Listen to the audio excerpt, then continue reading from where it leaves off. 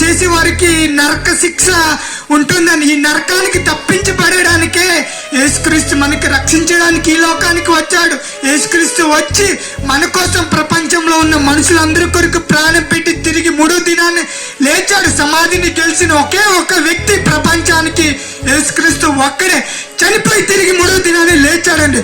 మరణం తర్వాత మరో జీవితం ఉందని యేసుక్రీస్తు చెప్పాడు.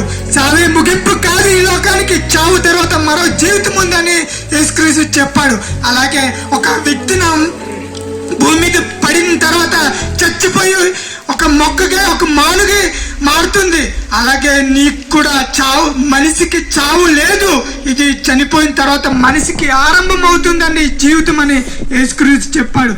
కనుక ఇదే శాస్త్రం కాదు, మనమంతా చనిపోయిన తర్వాత మరో జీవితం ఉంది అని యేసుక్రీస్తు చెప్పాడు. అలాగే చనిపోయి తిరిగి 3వ దినాన్ని లేచాడు. తర్వాత యేసుక్రీస్తు ఒక మాట చెప్పాడు, నేనే సత్యం, నేనే మార్గం, పరలోకానికి నా ద్వారానే మోక్షానికి మార్గం అని చెప్పాడు.